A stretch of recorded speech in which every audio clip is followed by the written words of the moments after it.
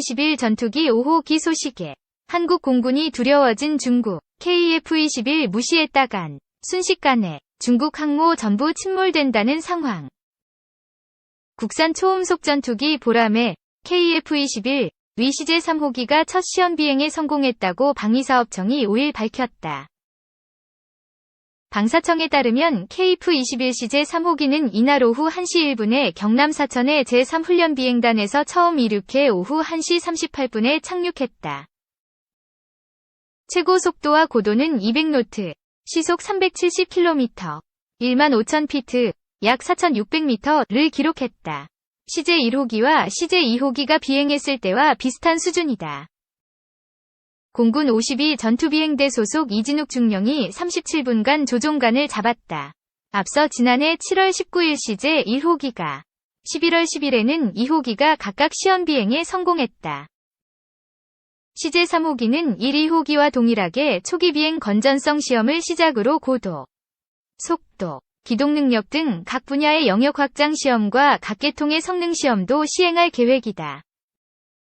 시제 3호기는 속도와 구조 하중 영역 확장 계측 시스템을 모두 갖춘 다용도 목적 시제기다. 시제 3호기의 비행 시작으로 KF-21의 체계 개발, 비행 시험에서 큰 비중을 차지하는 속도와 구조 하중 등 영역 확장 시험을 좀 더 원활하게 진행할 수 있을 것이라고 방사청은 기대했다. 3호기의 수직 꼬리 날개는 1, 2호기의 형상과 달리 비행기 사대과 동시에 하늘로 솟아오르는 모습을 형상화한 도색이 적용됐다. 시제 4에서 6호기는 지상시험과 비행시험 준비를 마친 후 올해 상반기에 순차적으로 비행시험에 투입된다. 2. KF-21 첫 시험 비행 성공 직후 중국이 공개한 짝퉁 F-35 국산 초음속 전투기 KF-21이 7월 19일 역사적인 첫 시험 비행에 성공하면서 국내외의 주목을 받았죠. 장기적으로 F-35 전투기를 대체해 나갈 후보로 평가한 외신도 있었습니다. 여기에 자극을 받아서일까요? 사흘 뒤인 22일 중국 소셜미디어 웨이보와 틱톡에 중국이 개발 중인 5세대 스텔스 전투기 젠-35, J-35 위 사진과 동영상이 갑자기 올라왔습니다. 중국은 이런 식으로 개발 중인 무기를 공개하죠. 우리처럼 투명하게 공개하는 게 아니라 군사 동호인들이 찍은 것처럼 해서 슬그머니 소셜미디어에 올립니다. 그래도 이번에는 각도를 제대로 잡아서 고해상도로 찍었더군요. 해외 매체에 우리가 한국보다 더 좋은 전투기를 개발하고 있으니 기사 좀 써달라 고 얘기하는 것으로 보시면 됩니다. 팩시밀리로 복사한 듯 베껴 네이버 뉴스 등 서방 군사 전문 매체의 반응은 한마디로 짝퉁 F-35라는 거였어요. 마치 팩시밀리로 복사하듯 미국 스텔스 전투기 F-35의 디자인을 베꼈다는 겁니다. J-35의 앞부분은 적외선 탐지 추적 장비 IRST 센서가 뾰족하게 나와 있어요. F-35의 전자광학 추적 장치 EOTS와 비슷한 기능을 하는 장치라고 합니다. 그 뒤로 약간 기울어진 형태의 레이더 돔이 있는데 첨단 의상 배열 AESA 레이더의 안테나로 보인다고 해요. 조종석 구조와 개폐 방식도 F-35와 거의 비슷합니다. 조종사용 표시장치는 F-35가 예전에 썼던 전방 표시장치 HUD를 장착했다고 하네요. F-35는 이미 헬멧 장착 영상 장비 HMDS로 옮겨갔습니다. 엔진 배기구도 F-35와 비슷한 톱니 모양인데 스텔스 기능을 위한 설계라고 해요. 꼬리날개 윗부분에는 J-25 함재기에서 볼 수 있는 나는 상어 로고 옆으로 35라는 글자가 쓰여 있고 그 아래로 35만3이라는 일련 번호가 있습니다. J-35의 세 번째 시제기라는 뜻이에요. 세 번째 항모 함재기로 개발. 앞뒤 랜딩 기어는 모두 보강 구조로 돼 있어 얼마 전 진수한 세 번째 항모 푸제노의 전자 사출 장치를 이용해 이 착륙하는 항모 탑재기가 될 것으로 분석했습니다. 좁은 항모 갑판 위에 많은 전투기를 탑재할 수 있도록 접이식 날개도 채용했더군요. 미 군사 매체 1945는 중국이 해킹을 통해 F-35와 디자인이 거의 같은 복사판을 만들긴 했지만 레이더 성능과 스텔스 기능, 전투 능력 등 핵심 기술까지 확보했는지는 의문이라고 했습니다. 단순한 디자인만 베낀 낮은 수준의 짝퉁일 가능성이 크다는 거죠. 중국 전투기의 가장 큰 문제는 엔진입니다. 러시아산 제트 엔진을 베낀 짝퉁 엔진을 개발하긴 했는데 5세대 전투기의 고난도, 기동을 감당할 만큼 출력이 뛰어나지 못하다고 해요. F-22를 베껴 만든 첫 스텔스기 J-20도 아직 이 문제를 완전히 해결하지 못했습니다. J-35에는 러시아 미그 29기에 들어가는 RD-93 엔진을 복제해 개량한 WS-21 엔진이 들어간다고 하는데 이 엔진의 성능이 어느 정도인지는 공개된 자료가 없다고 합니다. 올 11월 주하이 에어쇼에 WS-21 엔진을 장착한 J-35가 나온다고 하니 그 이후 분석이 나오겠죠. KF-21 깎아내리는 이유. 중국 내에서는 우리의 KF-21과 자국 스텔스기 J-35, J-20 등을 비교하면서 스텔스 성능에서 중국 전투기의 상대가 안 된다는 식의 보도가 나옵니다. KF-21은 애초부터 스텔스 성능이 제한된 4.5세대 전투기로 해외 수출 등을 염두에 두고 경제성 위주로 개발한 기종이죠. 스텔스 기능이 완벽하다면 좋겠지만 그만큼 가격이 올라가게 될 겁니다.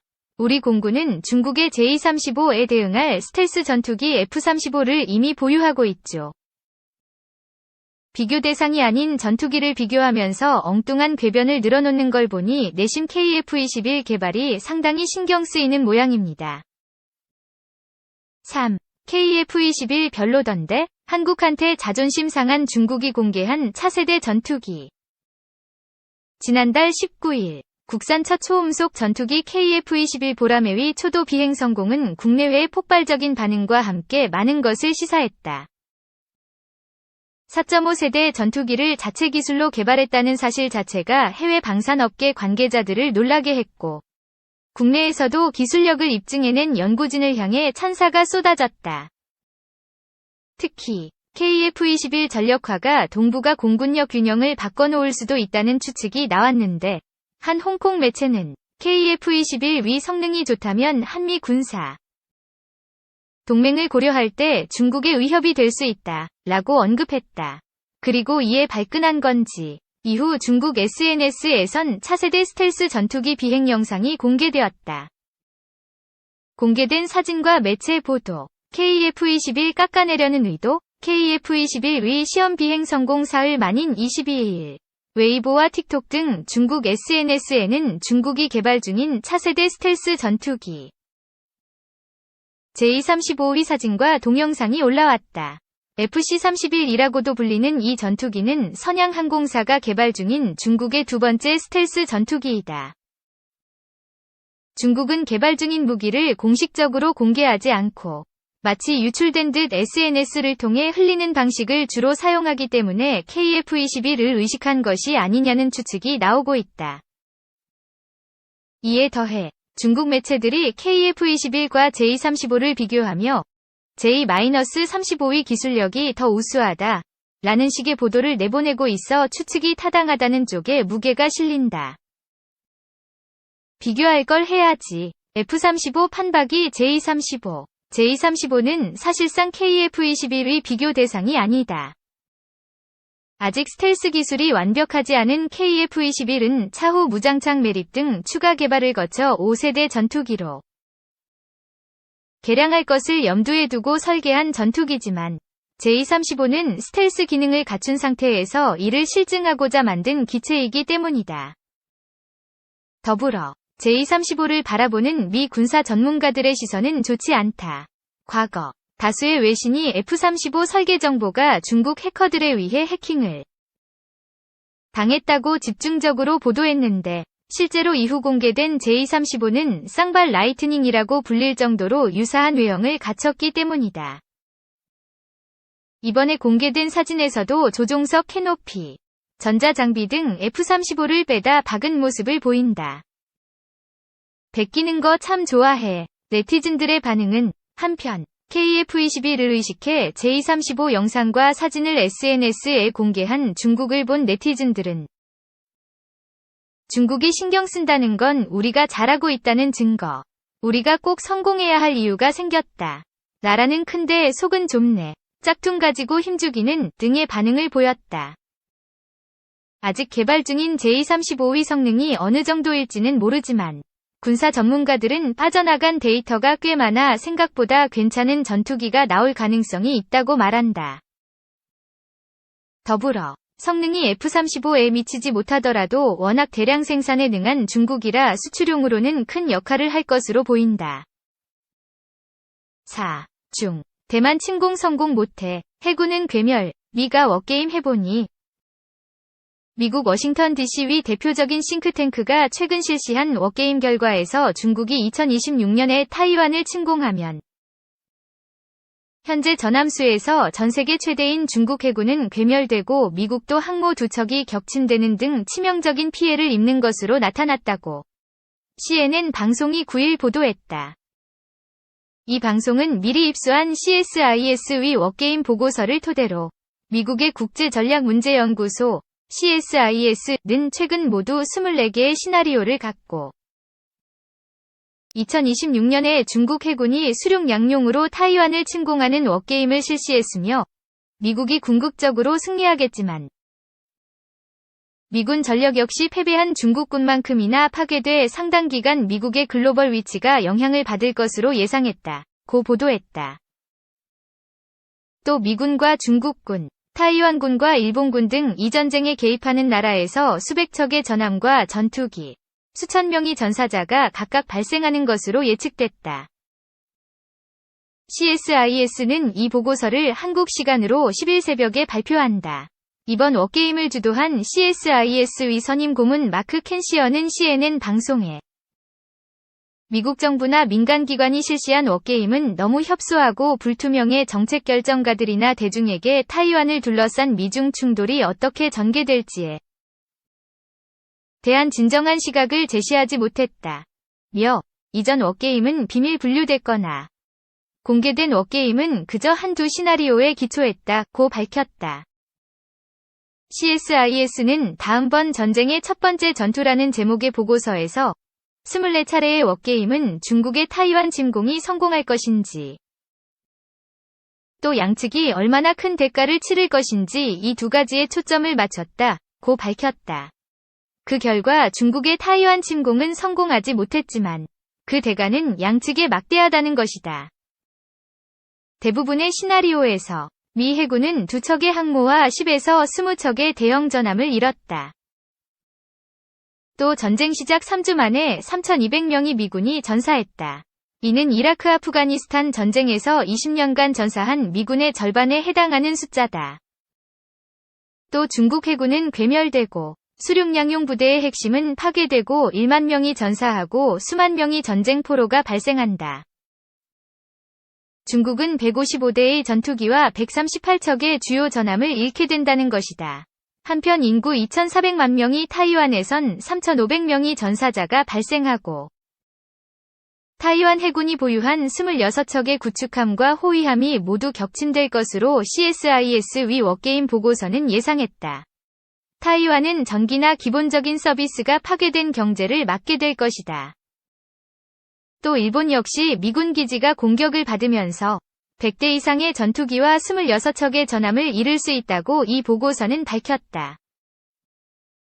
그러나 이 보고서는 이 같은 결론이 나온 24건의 워게임에는 4가지 상수가 있다고 밝혔다. 즉, 타이완의 지상군이 중국군이 해안의 교두보를 확보하는 것을 막을 수 있어야 하며 미군이 작전을 위해서 일본 내 기지를 이용하고 미국이 중국 해군을 원거리에서 일제히 대규모 공격할 수 있도록 장거리 대함 미사일을 보유하며 미국이 중국의 침공 이전에 타이완을 완전히 무장시키고 미국이 무력 분쟁에 즉시 군사력을 개입할 능력을 보유한 것을 기본 전제로 한 것이다.